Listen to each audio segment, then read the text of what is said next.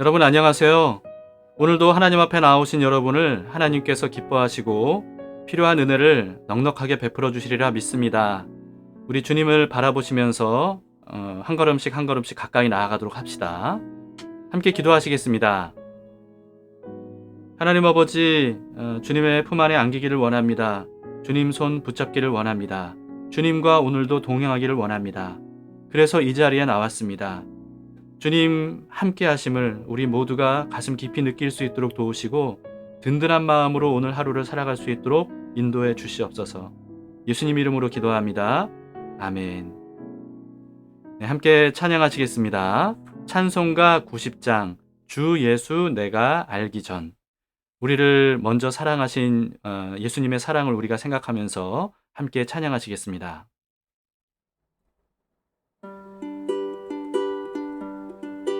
주 예수 내가 알기 전 날 먼저 사랑했네. 그 크신 사랑 나타나 내 영혼 거듭났네. 주 내 맘에 늘 계시고 나 주의 안에 있어 저 포도 비유 같으니 참 좋은 나의 친구.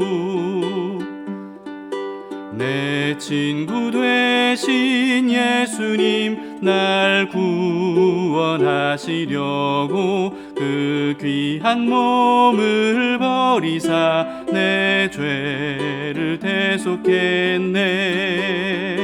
나 주님을 늘 믿으며 그 손을 의지하고 내 몸과 마음을 바쳐서 끝까지 충성하리.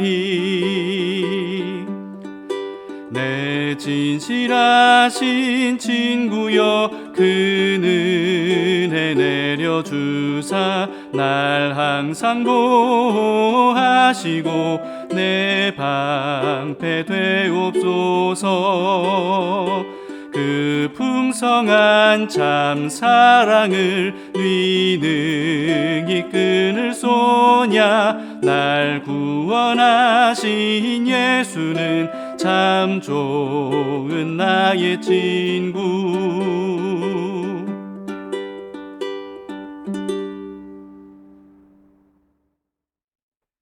오늘 말씀을 함께 보시겠습니다. 요한복음 15장 1절에서 17절입니다. 계속해서 최후의 만찬 자리에서 예수님께서 제자들에게 하신 말씀입니다. 제15장. 나는 참 포도나무요 내 아버지는 농부라. 무릇 내게 붙어 있어 열매를 맺지 아니하는 가지는 아버지께서 그것을 제거해 버리시고, 무릇 열매를 맺는 가지는 더 열매를 맺게 하려 하여 그것을 깨끗하게 하시느니라. 너희는 내가 일러준 말로 이미 깨끗하여졌으니 내 안에 거하라. 나도 너희 안에 거하리라. 가지가 포도나무에 붙어있지 아니하면 스스로 열매를 맺을 수 없음 같이 너희도 내 안에 있지 아니하면 그러하리라. 나는 포도나무요 너희는 가지라. 그가 내 안에 내가 그 안에 거하면 사람이 열매를 많이 맺나니 나를 떠나서는 너희가 아무것도 할 수 없음이라. 사람이 내 안에 거하지 아니하면 가지처럼 밖에 버려져 마르나니 사람들이 그것을 모아다가 불에 던져 사르느니라. 너희가 내 안에 거하고 내 말이 너희 안에 거하면 무엇이든지 원하는 대로 구하라. 그리하면 이루리라. 너희가 열매를 많이 맺으면 내 아버지께서 영광을 받으실 것이요 너희는 내 제자가 되리라. 아버지께서 나를 사랑하신 것 같이 나도 너희를 사랑하였으니 나의 사랑 안에 거하라. 내가 아버지의 계명을 지켜 그의 사랑 안에 거하는 것 같이 너희도 내 계명을 지키면 내 사랑 안에 거하리라. 내가 이것을 너희에게 이름은 내 기쁨이 너희 안에 있어 너희 기쁨을 충만하게 하려 함이라. 내 계명은 곧 내가 너희를 사랑한 것 같이 너희도 서로 사랑하라 하는 이것이니라. 사람이 친구를 위하여 자기 목숨을 버리면 이보다 더 큰 사랑이 없나니 너희는 내가 명하는 대로 행하면 곧 나의 친구라. 이제부터는 너희를 종이라 하지 아니하리니 종은 주인이 하는 것을 알지 못함이라. 너희를 친구라 하였노니 내가 내 아버지께 들은 것을 다 너희에게 알게 하였음이라. 너희가 나를 택한 것이 아니요 내가 너희를 택하여 세웠나니 이는 너희로 가서 열매를 맺게 하고 또 너희 열매가 항상 있게 하여 내 이름으로 아버지께 무엇을 구하든지 다 받게 하려 함이라. 내가 이것을 너희에게 명함은 너희로 서로 사랑하게 하려 함이라. 예수님과 성도들과의 관계를 포도나무와 가지로 비유하시고요. 그리고 성부 하나님은 농부로 비유를 하십니다. 우선 우리는 예수님께서 단지 예수님과 나와의 1대1의 관계에 대해서만 말씀하시는 게 아니라는 것, 이것을 오늘 본문 전체를 통해서 볼 수 있어야 됩니다. 예수님은 포도나무이신 예수님에게 붙어있는 많은 가지들에 대해서 말씀을 하심으로써 이 예수 공동체의 중요성을 말씀하시는 겁니다. 즉 예수님과의 관계만 중요한 게 아니고요. 가지인 성도들끼리의 관계도 중요하다는 말씀이죠. 예수님은 포도나무 가지에 열매가 맺혀야 한다고 강조하시면서 그 열매는 바로 성도들 간의 사랑이라는 것을 말씀하십니다. 이와 같은 전체적인 의미를 생각하면서 우리가 각 구절을 보도록 합시다. 2절을 보시겠습니다. 무릇 내게 붙어 있어 열매를 맺지 아니하는 가지는 아버지께서 그것을 제거해 버리시고 무릇 열매를 맺는 가지는 더 열매를 맺게 하려 하여 그것을 깨끗하게 하시느니라. 예수님에게 붙어 있는데도 불구하고 열매를 맺지 않는 가지는 농부이신 아버지께서 하나님께서 가지치기 하신다고 말씀하십니다. 열매 맺는 다른 가지들이 더 많은 열매를 맺게 하기 위해서죠. 여러분, 이와 같은 가지치기는 사실 가장 기본적인 과실수 재배법입니다. 그런데 우리는 이 말씀을 통해서 예수님에게 붙어 있어도 열매를 맺지 않는 가지가 있을 수 있다는 사실을 알 수가 있습니다. 어떤 사람을 비유하신 걸까요? 하나님께서 선택하신 이스라엘 백성들 중에서 예수님을 믿지 않는 사람들에 대한 말씀이죠. 사실 포도나무 비유는요, 예수님께서 말씀하시기 전에 이미 하나님께서 이사야 선지자를 통해서 말씀을 하셨습니다. 이사야서 5장인데요. 2절만 보시겠습니다. 땅을 파서 돌을 제하고 극상품 포도나무를 심었도다. 그 중에 망대를 세웠고 또 그 안에 술틀을 팠도다. 좋은 포도 맺기를 바랐더니 들포도를 맺었도다. 하나님께서 이스라엘을 정말 지극정성으로 돌보셨음에도 불구하고 하나님께서 원하시는 좋은 열매를 이스라엘이 맺지 않고 오히려 나쁜 열매를 맺었다. 이렇게 말씀하시는 겁니다. 그런 이스라엘에 대해서 하나님은 포도원의 울타리와 담을 다 헐어버려서 들짐승들이 마음껏 들어와서 먹게 하고 그리고 그 자리에 찔레와 가시가 나게 할 것이라고 말씀하신 겁니다. 바벨론에게 짓밟히는 심판을 당하게 될 것이라고 예고하신 겁니다. 예레미야를 통해서도 포도나무 비유를 말씀하셨어요. 예레미야 2장인데 21절을 보시겠습니다. 내가 너를 순전한 참 종자 곧 귀한 포도나무로 심었거늘 내게 대하여 이방 포도나무의 악한 가지가 됨은 어찌 됨이냐. 그리고요 에스겔을 통해서도 말씀하셨습니다. 에스겔서 15장 6절 보시겠습니다. 그러므로 주 여호와께서 이같이 말씀하셨느니라. 내가 숲을 가운데에 있는 포도나무를 불에 던질 땔감이 되게 한 것 같이 내가 예루살렘 주민도 그같이 할지라. 이처럼 하나님은 여러 선지자들을 통해서 이스라엘을 좋은 포도 열매를 맺지 못하고 나쁜 열매를 맺은 포도나무 가지로 비유를 하셨습니다. 예수님께서 이와 같은 비유들을 이어받아서 말씀을 하신 겁니다. 하나님께서 좋은 열매를 맺지 않는 가지들을 잘라버릴 것이라고 말씀하시죠. 그 말씀대로 대다수의 유대인들이 예수님과는 전혀 상관없는 사람들이 되어버리고 말았죠. 현대에 이르기까지도 이스라엘에는요, 예수님을 믿는 유대인들이 아주 극소수입니다. 3절에서 5절을 보시겠습니다. 너희는 내가 일러준 말로 이미 깨끗하여졌으니 내 안에 거하라. 나도 너희 안에 거하리라. 가지가 포도나무에 붙어 있지 아니하면 스스로 열매를 맺을 수 없음 같이 너희도 내 안에 있지 아니하면 그러하리라. 나는 포도나무요 너희는 가지라. 그가 내 안에 내가 그 안에 거하면 사람이 열매를 많이 맺나니 나를 떠나서는 너희가 아무것도 할 수 없음이라. 기본적으로 가지가 포도나무에서 떨어져 나가게 되면요, 절대로 스스로 열매를 맺을 수 없죠. 이건 너무나도 당연한 말씀 아니겠습니까? 근데 그런 말씀을 하시면서 제자들은 절대로 예수님과의 관계가 끊어져서는 안 된다고 말씀을 하시는 겁니다. 그러면 포도나무에서 떨어져 나간 가지는 어떻게 됩니까? 6절에서 말씀하십니다. 사람이 내 안에 거하지 아니하면 가지처럼 밖에 버려져 마르나니 사람들이 그것을 모아다가 불에 던져 사르느니라. 포도나무에서 떨어져 나간 가지는요, 당장은 잎사귀가 붙어 있기 때문에 살아있는 것처럼 보일지 몰라도 이미 생명에서 끊어진 상태 아니겠습니까? 그래서 시간이 지나면 시들고 말라서 비틀어져 버릴 수밖에 없는 겁니다. 예수님에게서 떨어져 나간 사람도 이와 같다는 거예요. 당장은 아무 일도 없는 것처럼 보이고 살아있는 것처럼 보이고 괜찮아 보이지만, 그러나 사실은 그 영이 이미 생명에서 떨어져 나갔기 때문에 시간이 지나면 결국은 시들고 말라 비틀어져 버릴 수밖에 없다라고 하시는 거죠. 여러분, 포도나무를 실제로 보신 적이 있으십니까? 저희 동네에는 이 포도나무 밭이 있어요. 포도나무 가지는요, 마치 이 덩쿨과도 같기 때문에 이 가지는 열매 맺는 것 외에는 정말 아무짝에도 쓸모가 없습니다. 그래서 이 가지가요, 목재로도 사용할 수 없어서 이 포도나무에서 떨어져 나간 가지는요, 그냥 마르면 불태워 버리는 것밖에는 쓸 데가 없습니다. 에스겔 15장에서 이 사실을 말씀을 하셔요. 하나님을 떠난 이스라엘이 마치 이와 같다는 거죠. 똑같은 말씀을 예수님께서 하시는 겁니다. 그렇기 때문에 예수님은 제자들에게 예수님께 딱 붙어 있으라고 당부를 하십니다. 7절, 8절을 보세요. 너희가 내 안에 거하고 내 말이 너희 안에 거하면 무엇이든지 원하는 대로 구하라. 그리하면 이루리라. 너희가 열매를 많이 맺으면 내 아버지께서 영광을 받으실 것이요 너희는 내 제자가 되리라.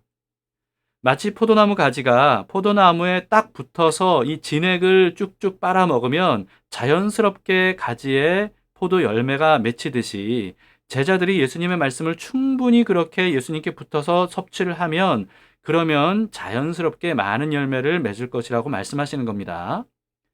그러면 농부이신 하나님 아버지께서 열매를 주렁주렁 맺은 그 가지들을 보면서 기뻐하시고 영광을 받으신다는 거죠. 이처럼 하나님 아버지께서 원하시는 열매를 맺는 사람이 바로 예수님의 제자다운 사람이라고 하십니다. 9절부터는요, 사랑에 대해서 말씀을 하시는데요. 왜냐하면 예수님의 제자가 맺어야 될 열매가 바로 사랑이기 때문에 그렇습니다. 9절, 10절을 보시겠습니다. 아버지께서 나를 사랑하신 것 같이 나도 너희를 사랑하였으니 나의 사랑 안에 거하라. 내가 아버지의 계명을 지켜 그의 사랑 안에 거하는 것 같이 너희도 내 계명을 지키면 내 사랑 안에 거하리라. 포도나무에 붙어 있으면 어떤 열매가 맺히죠? 포도 열매가 맺히죠. 감나무에 붙어 있으면요, 감이 맺힙니다. 마찬가지로 사랑이신 하나님 안에 거하면 우리에게는 자연스럽게 사랑의 열매를 맺게 된다는 겁니다. 사랑이신 하나님 안에 거하는데도 사랑이 맺히는 게 아니라 미움의 열매가 맺힌다면 여러분, 이건 정말 너무 이상한 일이죠. 비정상적인 일입니다. 그런데 그런 일이 이스라엘에게 일어났다는 거예요. 그래서 하나님께서 그런 가지들을 가지치기 하신다는 거죠.